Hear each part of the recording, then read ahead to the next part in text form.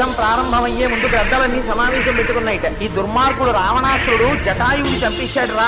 ఎవడైనా రావణాసురుడి తరపున యుద్ధానికి బయటికి వస్తుంటే మనలో ఒకడు వెళ్లి వాడి జెండా మీద వాళ్దాం. గద్ద జెండా మీద వాళ్తే మళ్ళీ వాడికి రిటర్న్ జర్నీ టికెట్ ఉండదు. వాడి దాడి వెనక్కి చీకటి పడిపోయిన తర్వాత యుద్ధం ఆపేస్తారు. యుద్ధం ఆపేసిన తర్వాత యువత గ్రద్దలు లక్ష్మణుడు అంగదుడు పుట్టిన వాళ్ళని తినండి. ఎందుకంటే వాళ్ళు ఇంకా ఆఖరి ఊపి ఉందనగా వదిలేసి మళ్ళీ ఇంకోటి మీదకి వెళ్ళిపోతుంటారు. అలాంటి వాళ్ళని తినాలంటే కొంచెం దంత పుష్టి ఉండాలి. సుగ్రీవుడు విభీషణుడు కొట్టి చంపిన వాళ్ళని మధ్య వయస్కులు తినండి. ఎందుకంటే కొంచెం పచ్చడిగా కొంచెం గట్టిగా ఉంటుంది. ఇంకా బాగా పళ్ళూడిపోయినటువంటి ముసీలి గద్దలు హనుమ కొట్టిన వాళ్ళని తినండి. ఎందుకంటే ఇంక అందులో ఏం ఉండదు, అంతా పచ్చడే. చక్కగా తీసుకుని 4 మీద పెట్టేసుకోవచ్చు. రాముడు చంపిన రాక్షసులు ఉంటారు, వాళ్ళని ఎవరూ తినకండి. రాముడు చంపిన రాక్షసుల్ని పట్టుకొచ్చి కొండ మీద పెట్టండి. రాత్రి అంతా అయిపోయిన తర్వాత పడుకోబోయే ముందు కళ్ళ కట్టుకుని అందరం నోట్లో వేసుకున్నారు ప్రసాదం అని గ్రద్దలు ఆనాడు తీర్మానం చేసుకున్నాయి. వాల్మీకి రామాయణం మాత్రం కాదు మహాప్రభు.